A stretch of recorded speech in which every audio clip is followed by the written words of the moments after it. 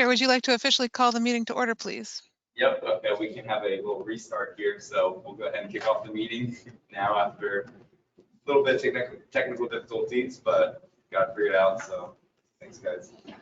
And yeah, we're gonna go ahead, we decided we're going to go ahead and skip the introductions and go right to the roll call, so that way there's not a duplication between us saying the same thing twice. Sounds good. Tim Horst. Here. Jim Shirk. Here. Katrina Corcoran. I do believe she's excused. Terrence McCloskey. Here. Abigail Flores. Savannah Vidal.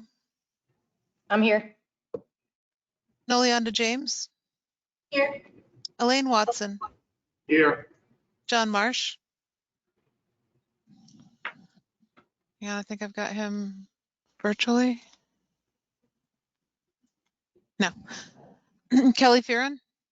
Here. I think John and I are both City of Tampa in the same department, so. Right. Yeah, that's getting worked out. Correct. Never mind. Okay. Jamie Morris. Daniel Rodriguez. Jason Jackman. Here. Jonathan Forbes. Present. Peter Davitt. Here. David Aylesworth. Here. John Kubicki.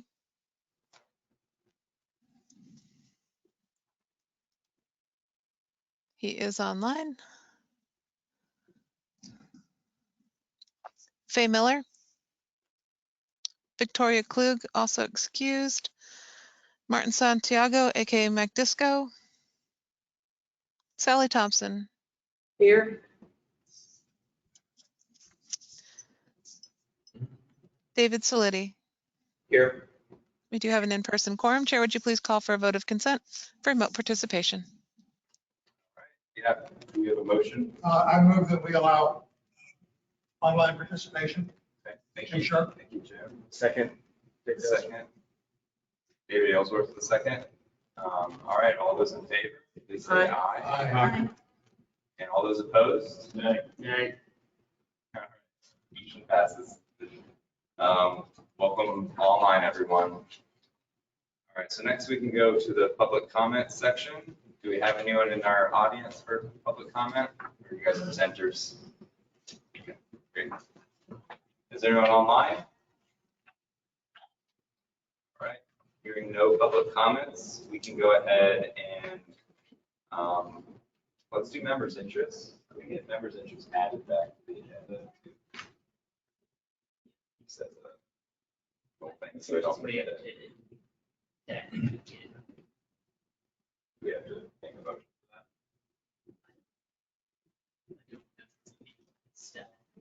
Okay, It used to be on. Yeah, it used to It be on. used to be on. years. Yeah. We can.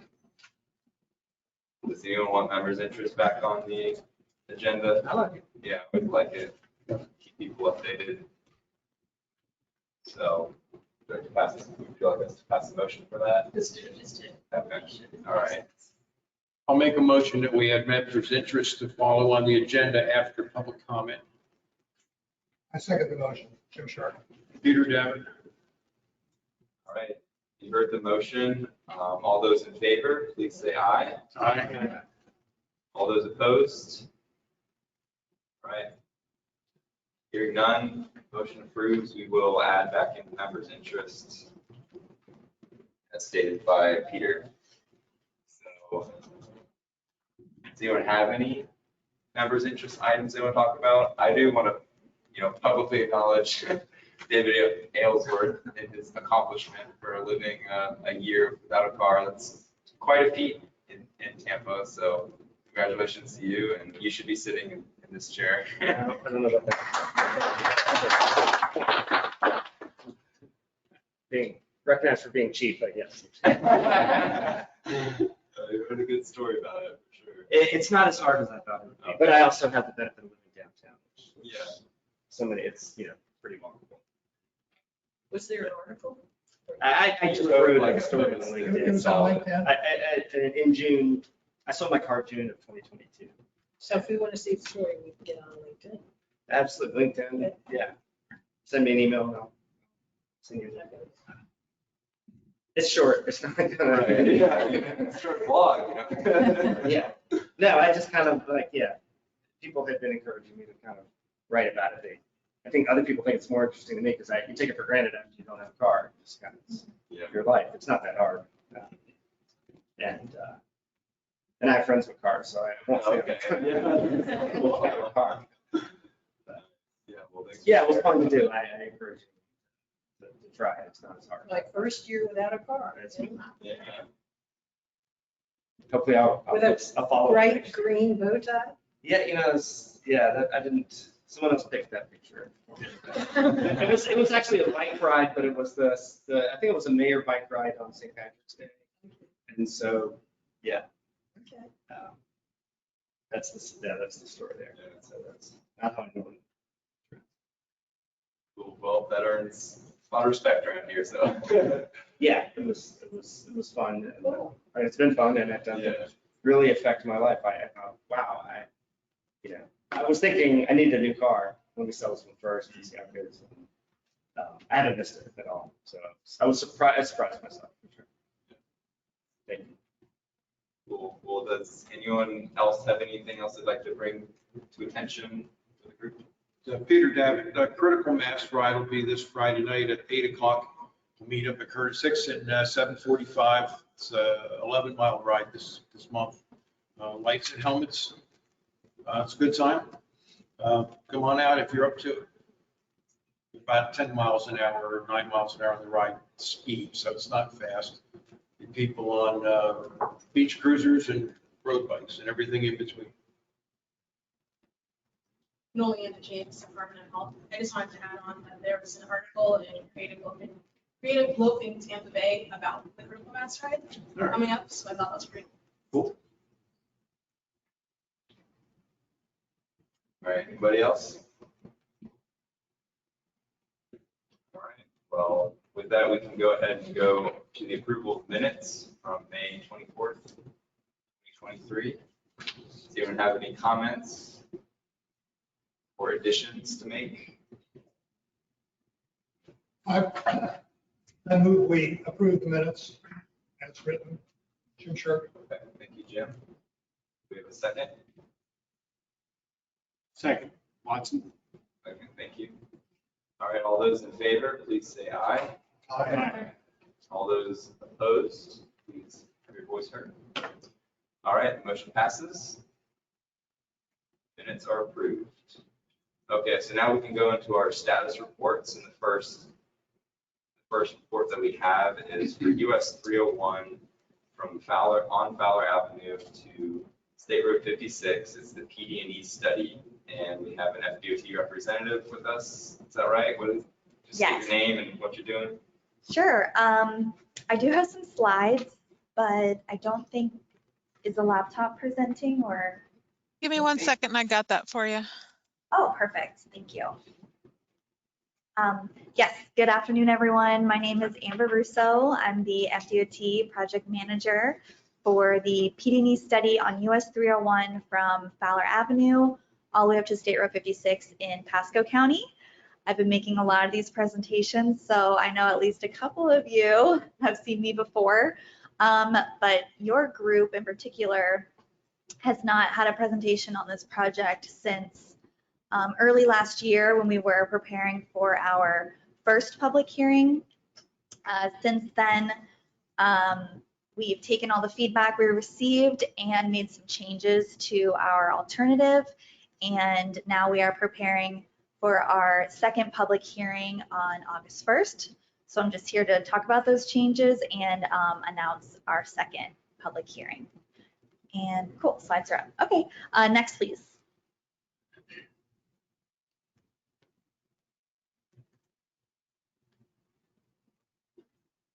Thank you. Okay, so taking a look at US 301 today. So the project is approximately 13 miles long.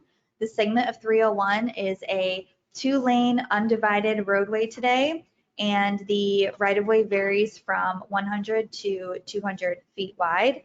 The posted speed limit varies from 55 to 60 miles per hour. Next, please.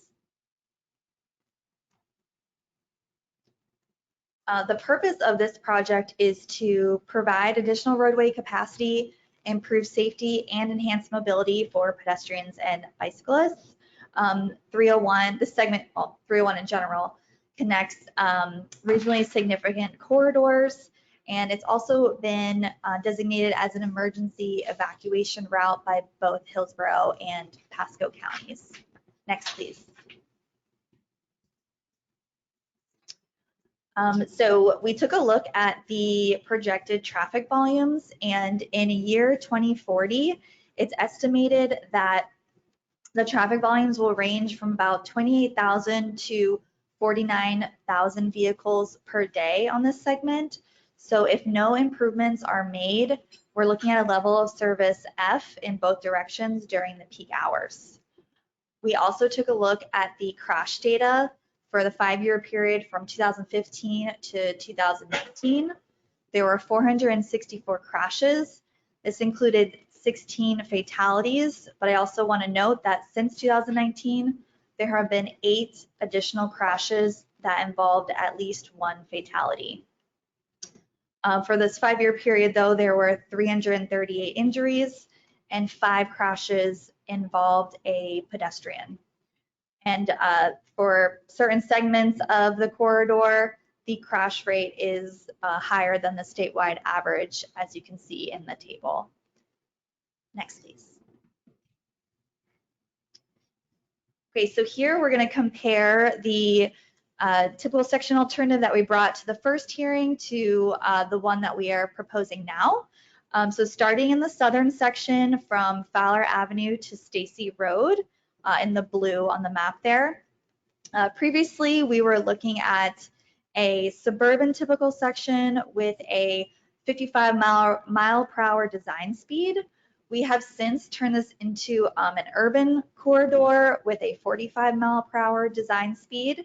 We were able to reduce the lane widths to 11 feet wide from 12 feet, and we widened the bike lanes from a 5-foot shoulder to 7-foot buffered bike lanes. We also, we kept the 12-foot shared use path along the west side and the 6-foot sidewalk on the east side. And also just want to mention that this requires less right-of-way than the previous alternative. Next slide. Moving into the northern section shown in pink on the map, this runs from Stacy Road all the way up to State Road 56. Previously, we had a rural typical section with a 65 mile per hour design speed. We have since reduced this to a suburban section with the raised curbed median. As you can see, the median width was reduced from 40 feet to 30 feet wide. We also lowered the design speed from 65 to 55, and based on much feedback, including from this group, we added we continued the 6-foot sidewalk on the east side, and of course, we are keeping the 12-foot shared use path on the west side. Next, please. There are 4 existing bridges along the segment of 301. They are recommended to remain in place to carry the future southbound traffic. However, new bridges will have to be built for the northbound traffic. There is one existing box culvert that will need to be completely replaced with 2 new bridges. Next, please. So here are the typical sections for the bridges. Just wanted to show you how the shared use path bridge would work. So for 3 of the 4 bridges, we'll actually be building a separate bridge for the shared use path on the west side. However, over the Hillsborough River, we're able to widen the existing bridge to accommodate the 12-foot path. Next, please.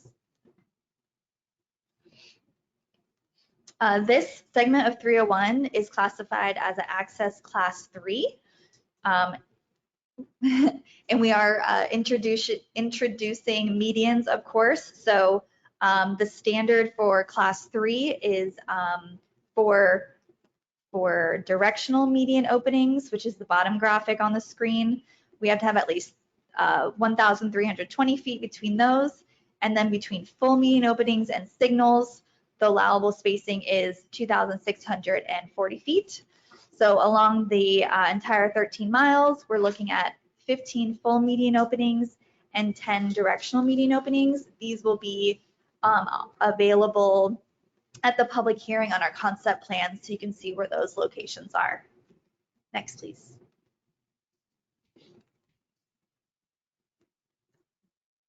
Since we are adding pavement, we had to take a look at the drainage. So for this project, we are proposing 11 off-site stormwater management facilities, as well as 7 floodplain compensation sites, which total to about 97 acres of off-site right-of-way that will be needed for this project. Next, please. As with every PD&E study, we took a look at the environmental effects, specifically on the natural and cultural resources in the area, as well as on the social and physical environments. Next, please.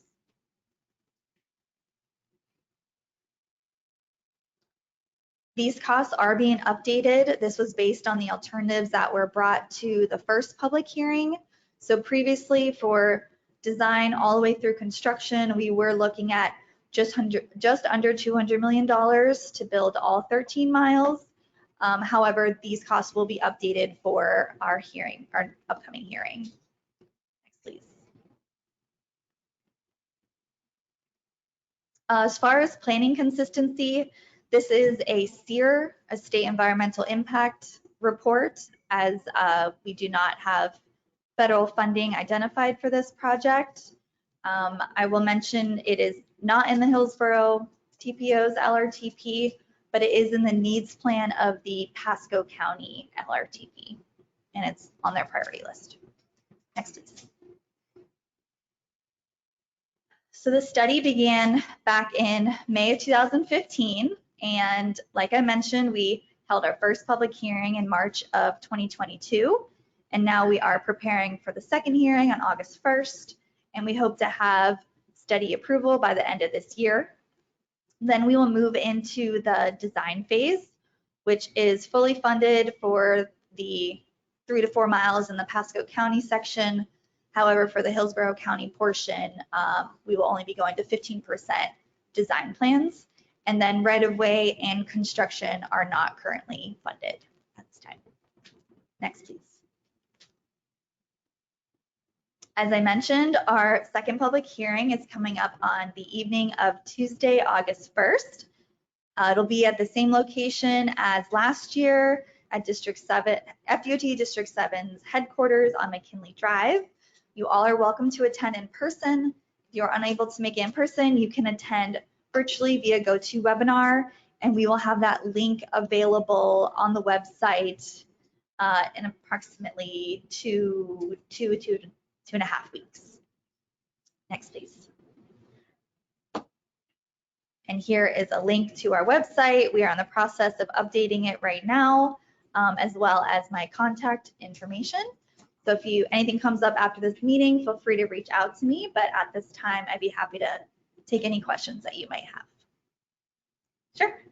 Ms. Russo, can you respond to Beth Alden's letter to the DOT of April of this year, in which she discusses the fact that it's not part of the LRTP? The letter I received today, or the letter I received today, or the one? I'm not sure the address she was, but it was written by Beth Alden in her role as part of our agenda. It's part of our agenda package. This is Brian Hunter with FDOT. Hey everybody, Brian Hunter with FDOT. I'm not exactly certain which letter you were discussing. I know there was one that was submitted last year following the public hearing that had some concerns from Hillsborough County and the TPO. And so that's part of the reason that we're coming back and doing a second public hearing, because we addressed some of those concerns. We shortened up the footprint and the environmentally sensitive areas. We narrowed that down, so we would need to acquire less right-of-way in those areas. We also have added sidewalks and improved some of the pedestrian and bicycle accommodations on that northern piece of the corridor that were not originally proposed in response to some of those concerns. Okay, but those questions will obviously come up again. Yeah. I guess, what was FDOT's justification for proposing this PD&E, given that it's not in the LRT? Like, is it like a traffic projection or because of like residential development or? So the primary reason we're taking a look at this is safety. We've had, during the 5-year study period, there were 16 fatalities on the corridor. Since 2020, we've had an additional 8. During that 5-year period, there were 500 accidents out there.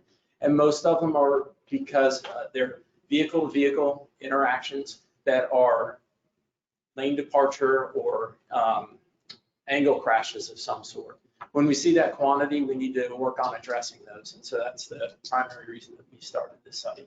And we want to make sure that we're accommodating and creating a safe environment for all roadway users. And I think that's what our PD&E concept is doing.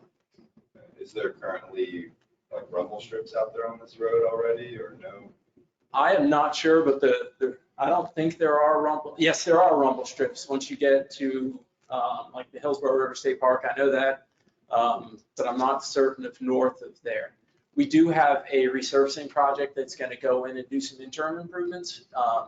We're also looking at putting 3 signals at Stacy, Harney, and McIntosh as interim safety improvements out there as well. The resurfacing job is going to add a 4-foot striped out center line to hopefully give some people that are engaging in unsafe behaviors a little more room to bail out or make better decisions without harming other folks and themselves. But we don't think that that is going to be enough to address all those safety concerns that we have. Do you know how many like head-on fatal crashes you've got up there? Yes. While she's checking that, I'd like to just note parenthetically that rumble strips are the absolute bane of bicycle touring. And if I could declare them illegal, I would do that today. Well, they're also shown to reduce the head-on fatal crashes by about 50%. But rumble strips in the bike lane, Yeah, so, how does that reduce head-ons?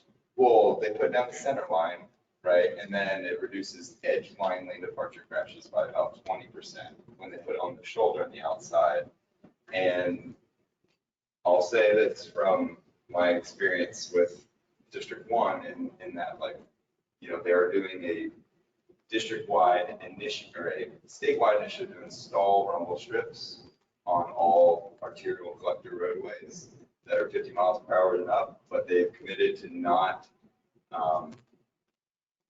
putting them on the shoulder if they can't also provide 4 feet of rideable space. So, yeah, so it's like, if it's a 4-foot shoulder, then they're gonna go on edge line. And then if it's a 5-foot shoulder, then they'll go just adjacent to the pavement marking, but you'll still have that 4-foot minimum rideable distance. So, Thank you. yeah. Anybody who's ridden That was actually one I personally worked on. Thank you. And sorry, which crash stats did you ask about? It was the head-on fatal crashes. Okay, so there were 24 head-on crashes that, I don't know how many of those Were fatal. resulted in a fatal, but 16% were roadway departure and 25% were angle left turn, right turn.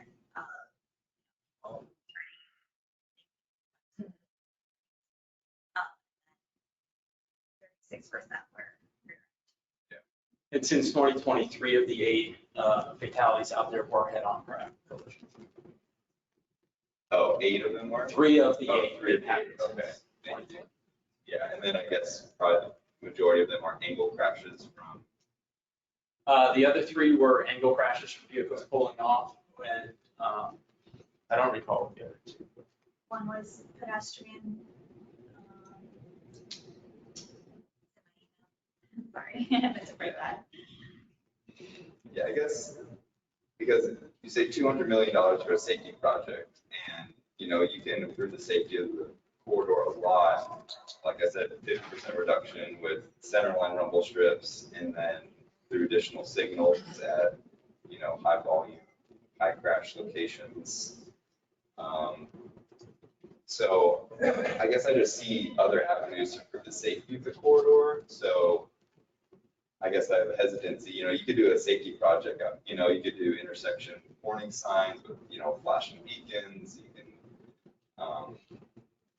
you know, do speed feedback signs, stuff of that nature.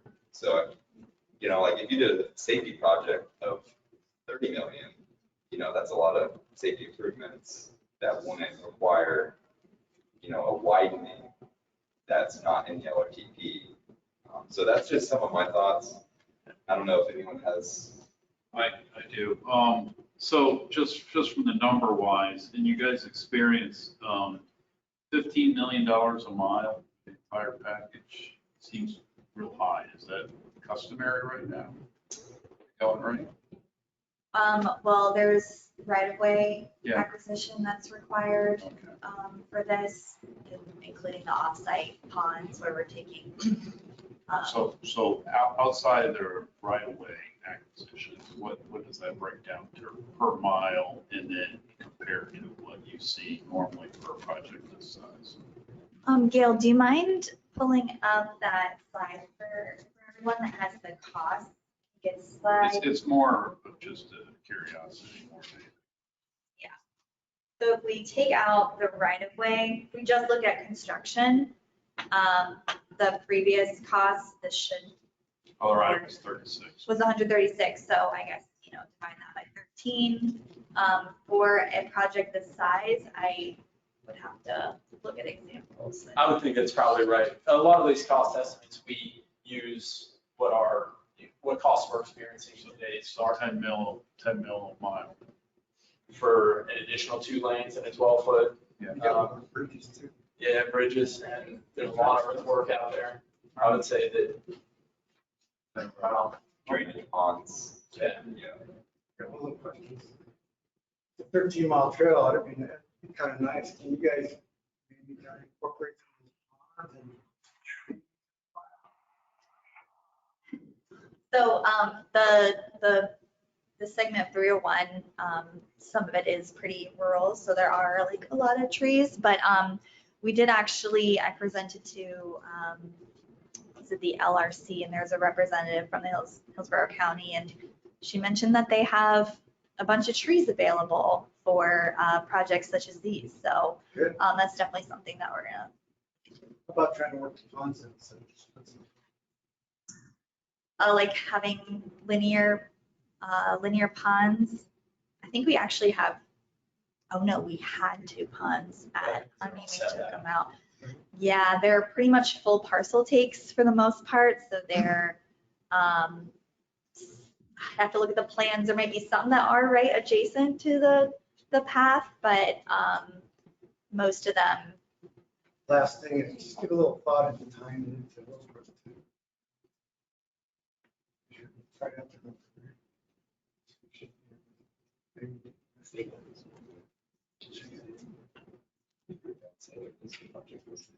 I don't know whether it's frustrating or.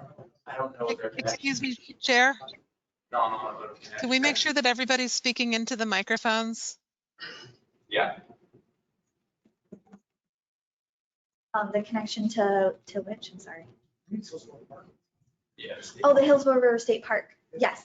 Oh yeah, it'll go right to the trailhead, because on the west side of the road. And the John B. Sargent Park at Stacy Road. So they hit both of those, yeah.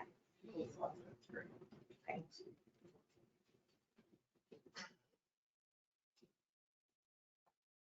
So, Hey, Tim? Yep. I have one more.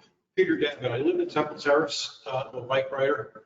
I have ridden this entire stretch several times, once or twice a year. It's, and once you get north of Stacy Road and John Sargent, it's pretty quiet out there. You can get off on the old Fort King for a little bit if you don't want to ride next to the traffic. It's 55 or 60, which really translates to 70 out there, and there's a lot of trucks. I mean, a lot of trucks. You know, some days you'd be riding and it'd almost feel like the wind blowing you backwards because there's nothing, there's 15 or 20 dump trucks in a row and it's just going past you. I'm excited by this, you know, because I think it would be great to have that 12-foot path off to the side. My concern is what I read, the letter from Beth Alden that was in our packet. Last year when you came out, one of the commissioners was pretty vocal about not liking it because it wasn't in the plan and this, that, and the next thing. So I don't know if the political will's there to get it done.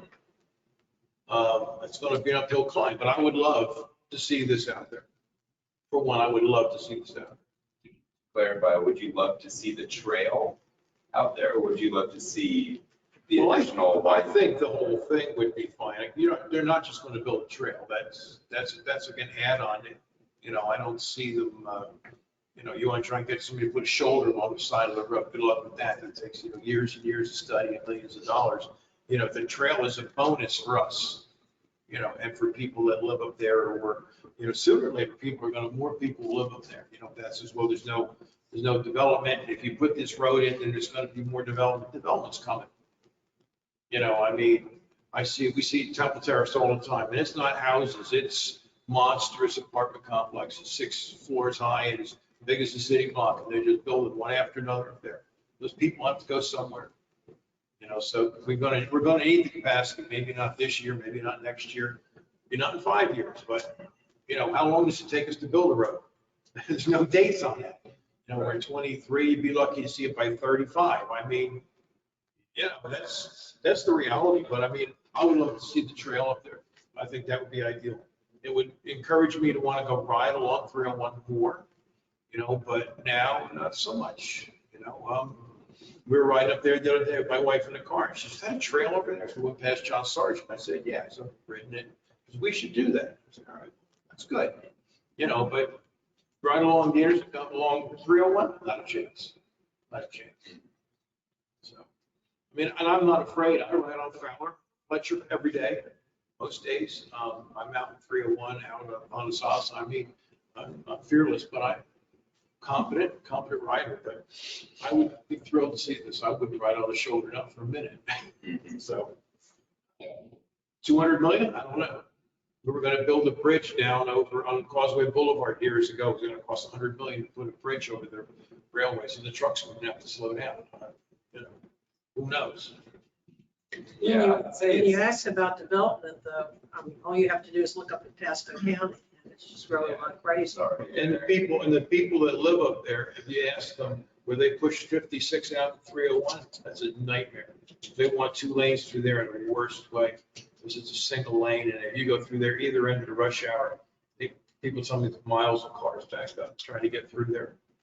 Yeah, it's a beautiful road they built out to 56 out there. It's gorgeous. 2 lanes, shoulder, trail on the side. I mean, just like this is going to be, could be.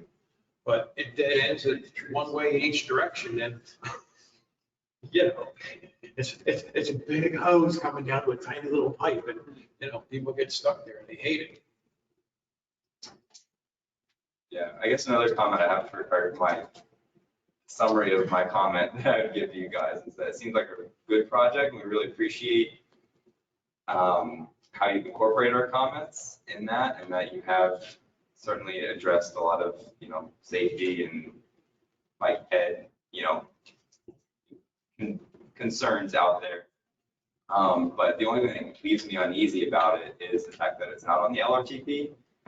And, you know, I know you guys are supposed to be working together as far as sister agencies, and, you know, the LRTP goes out to, so even if Peter said that, you know, this likely wouldn't get built till 2030, 2035, you know, the LRTP goes up to 2045. So I don't know, like, that's just my hesitancy. So that's all I've got. Does anyone else have any other comments? And you can respond to that too, if you like. I was going to say, they did say that it's in a priority above, right? Yeah, but that would be in priority. Right, and that's why they're only doing 15% plans on the Hillsborough portion, because they don't know if you guys are support. It is a, as you know, it's a regional route. There is a lot of development to the north, heavy truck routes. I was just made aware that in Zephyr Hills, there is a lot of industrial development coming, and they're going to be driving to the port. So there's going to be even heavier trucks coming in the future.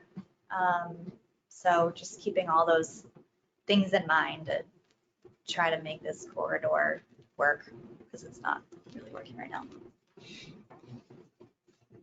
I think that's it from us, so thank you very much. Thank you. Thanks, Gil. Actually. All right, next we can move on to the Vision Zero street study. This is going to be coming to us from Lisa Sylvia, our TPO staff. So. All right, would you confirm that you're seeing my title slide and not a blue background? Yes. Yes, that's true. Okay, great. You ready for a quick update? I'm Lisa Silva, TPO staff. I'm the Vision Zero coordinator, so no accident that this project is assigned to me as the project manager. We named it Vision Zero Streets, and it's 2 of them, Waters and Sly Avenue, which I'll go into in a little more detail in a minute. They're 2 Hillsborough County owned and maintained roads, but they're located in the city of Tampa. So they'd ask for a little assistance with that. So there are 2 roadways that are on the high injury network. As I mentioned, they're county owned and maintained. So because of that, we have a joint project team and stakeholders from Hillsborough County Public Works, Hillsborough County Community Infrastructure and Planning, and City of Tampa Mobility Departments. During the scope development and stakeholder review of all the high injury networks, these 2 were selected for various reasons. One, they're high in crashes and injuries, but also they weren't getting other efforts applied to them, and there's some other synergy going on in the area with some Sulphur Springs neighborhood plans and some other works that TPO has done. So Water Avenue's extents are from Armenia Avenue to Florida Avenue, which is approximately 1.5 miles. Sly Avenue is a bit longer, from Armenia to Nebraska, so it's 2 miles. We're labeling this a street versus a corridor because we're really going for that street context and placemaking that street alludes when you use the correct language. So upgraded our label this time. We've done some existing conditions analysis. So we've dug into the different crash types and stuff. Then we went out and did field review. Next up, we're pulling that all together and developing our community engagement phase. That will result in a couple of community workshops in the July-August timeframe, as well as an online mapping and surveying tool. We plan to use our MetroQuest license, and you see a little screenshot there of it. We will be sharing it with you all, so you can maybe help us distribute it through the community and participate in it yourself and give us that valuable feedback that we love. And then, like many of the other Vision Zero corridor studies in the past, we will develop recommendations based on the existing conditions analysis and the public feedback. And then we'll develop that in the Vision Zero street report, do planning level cost estimates, because we found those are so valuable in pursuing and being successful with the grants and getting them queued up for other funding mechanisms. So that will come to you at the end of the year for review and approval. So since Hillsborough County is the owner and maintainer of the roadway, we're using their method of doing the tiers. They have a 1, 2, and 3 different levels of tiers. Tier 1 is kind of like what you're used to seeing from the city's quick build or hotspots from the DOT. So we'll break it up and like have recommendations to fix it in its totality, but some lower cost things because we don't have magic piggy banks with lots and lots of money. That's your quick update of one of our studies. We haven't done a whole lot to show you yet, so you'll be seeing more later. That completes my presentation.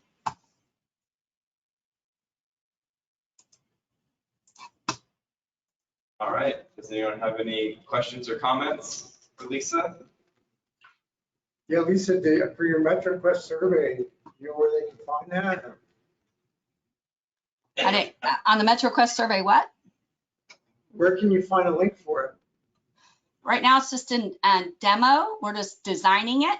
It hasn't been finalized. As soon as it is, that's what I was saying. I would distribute to everybody and ask you to help promote it and post it and do it yourself. Right now, the consultant and I are reviewing it, and then we need to get our outreach staff to do that. You're getting to see this project pretty early in its development. Thanks for your interest, though. Anybody else?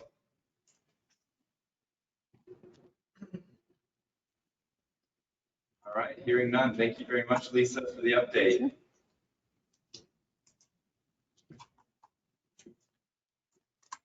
No problem.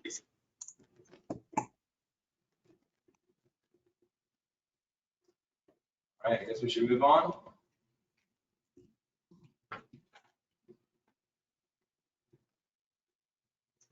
All right, well, we will go ahead and move on. I know we lost Lisa there. We go on to the status report C. It's the Hillsborough County Transportation Design Manual update. So Larry Josephson is going to be giving this to us. So we'll go ahead and turn it over to him. Chair, I don't see Mr. Josephson online. However, Ms. Flores is. Ms. Flores, do you know who might be doing this presentation? Can you hear me? Barely.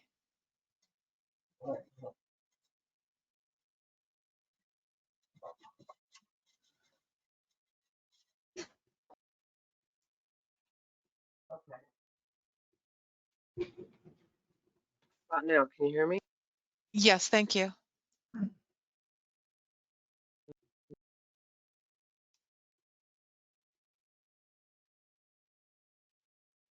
We could, but we lost you. Okay.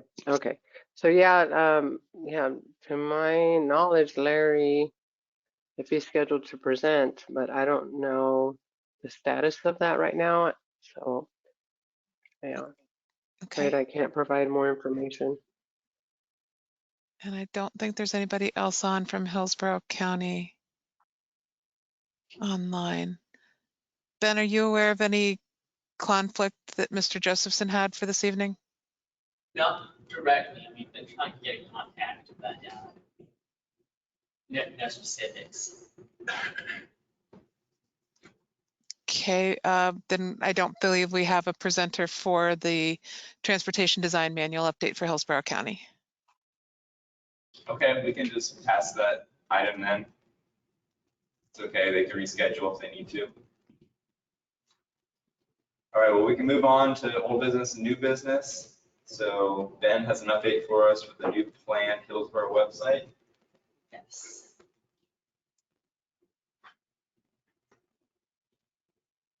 Oh, cross your fingers that the computer gods will be merciful.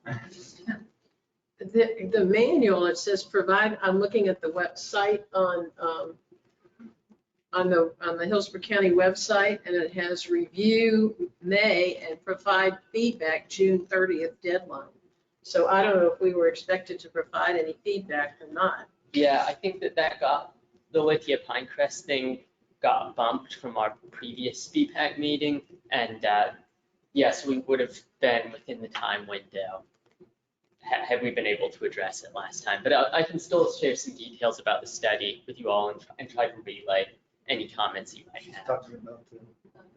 Well, there's, if you hit the link, you can read the whole draft manual if you're interested.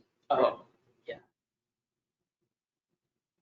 Haven't got anything better to do. I'm sorry, Sal. Ben, this is Lisa Silva. If I may add for the committee's clarification, yes, the public comment period for the Hillsborough County Technical Design Manual is going to close on June 30th. We've been working with Mr. Josephson to get him to come present that to committees. We're not sure why he didn't show this evening yet. We've been in efforts to do that. The other committees are going to get this presented in August. He assures us there's a second wave of public comment, especially for agencies like the TPO and their committees to then provide meaningful input into the process. So we are going to collect all of the committee's comments and provide them in an agency response in a way that will influence that second wave of edits. Thank you. I did put pull the website up, Yeah. and can you see it in the room? I'm looking at it on my Yeah. on my iPad. Okay, so right here is where they've got the review and then the feedback. Right.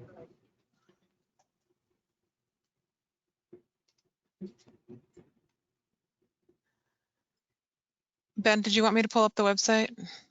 I would like to. I'm having a little bit of trouble sharing the screen. I'd like. Sure, no problem. Give me one moment and I'll get that up in a different window so it's not as cluttered.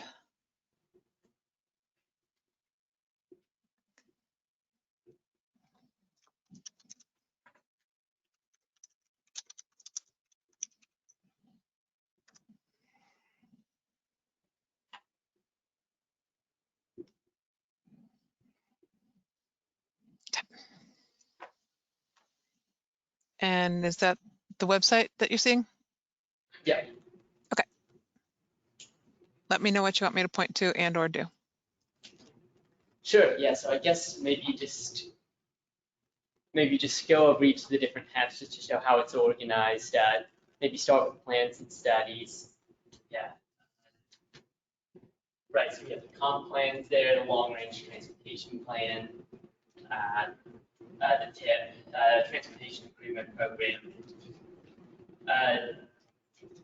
Let's see, then maybe do meetings and agendas.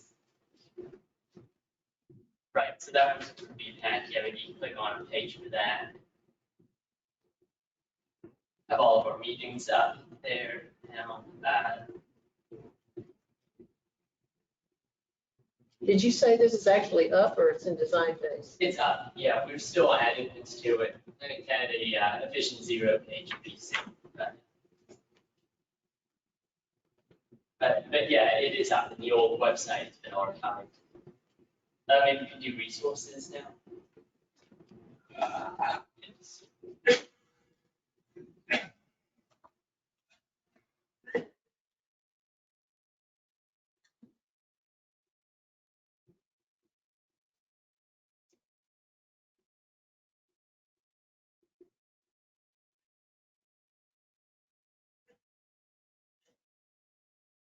If there's anything in particular you want me to click on under the resources, I just chose the suitability map. Meant to share the detail of it, but I just wanted to let you all know that's up in work in progress. Gail, I'm sorry, but do I need to use the podium to share the screen on the laptop? Or do I do that from the laptop? I'm going to defer to Chris.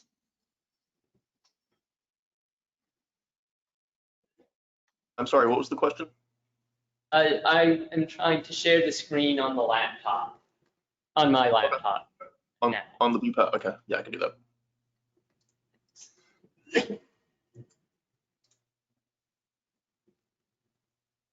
You should be seeing a prompt there. Perfect. Thanks.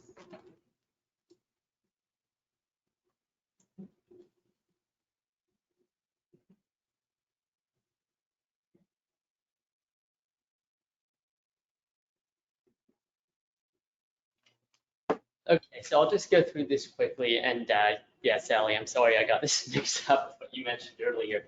But basically, Hillsborough County has been working on a study to try to improve Lithia Pinecrest Road, mostly in terms of congestion relief and safety enhancements. It's going to consider possible improvements on that road and on Bloomingdale Avenue from Colbraith to Pearson Road, about 7.5 miles from project length. And then some of the different interventions that they're considering are access management improvements, intersection analysis for possible roundabouts, better bike ped accommodations, traffic speed reductions by just, road narrowing, lane deflections, things like that. And they had a virtual engagement period. It ended on June 6th. Like I said earlier, we meant to raise this with you all sooner, and I apologize for that. They had an open house on May 23rd as well. Let's see. I think that, the public input site had a little bit more information, or just background about the road in particular. Obviously, so this is the study area that they were addressing.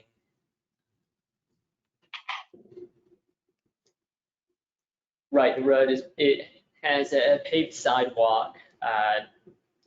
The widths vary from about 5 to 6 feet, but they're not continuous through the entire corridor.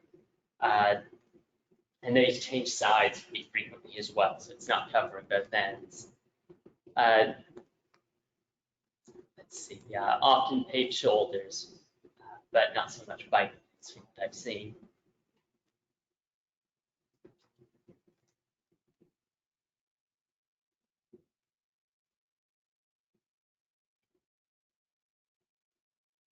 Right, and then it widens at the intersection between Bloomingdale Avenue.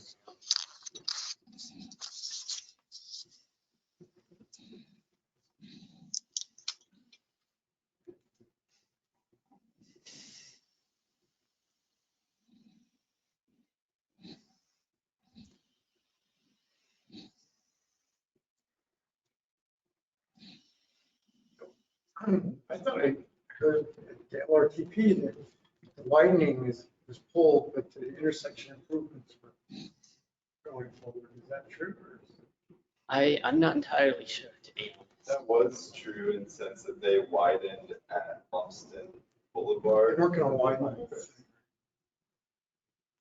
I heard they didn't have money for it.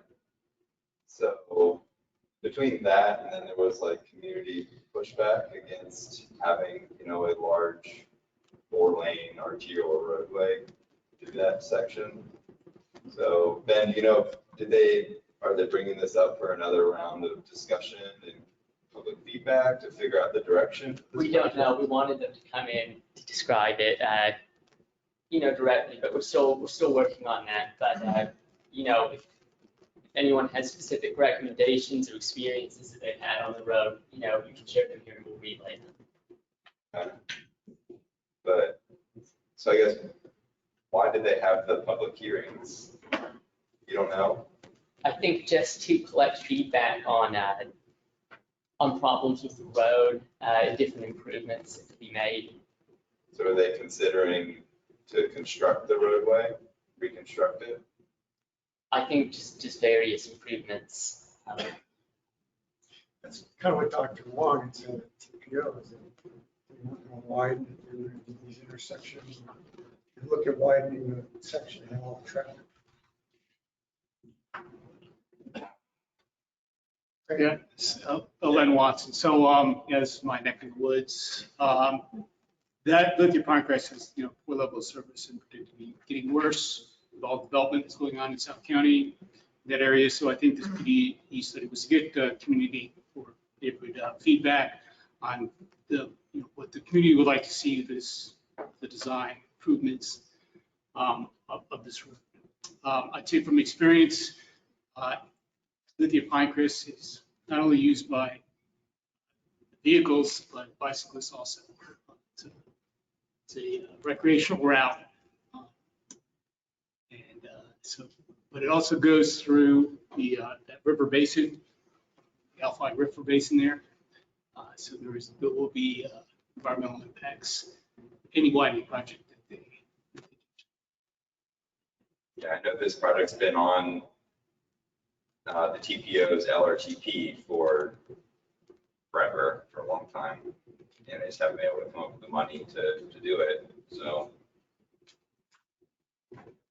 what it goes for me. If they got my blessing, it's, you know, I have driven the road a lot. My parents live down there and it's always congested during peak hours, so. Seems like something needs to be done. So, it's the only comment I have. All right, anyone else have any thoughts or ideas about that? Now we can move on. Yeah, well, I appreciate you, Ben, relaying our comments. So now we have a couple of items on the addendum. Is that just items that you want to update us about, or?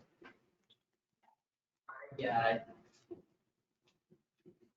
I'm not sure, those may have been handouts. It's usually just That's part of the package. Oh, okay. Yeah. All right. All right, well then, I think we can adjourn the meeting. I move we adjourn. All right. Second for adjournment. Second, Jim Shirt. All right, yep, Aylesworth with the motion. So all those in favor, please say aye. Aye. All those opposed? Okay. Meeting adjourned. Thank you, Jim. Thanks, everyone. Man, I just. Otherwise they're having trouble.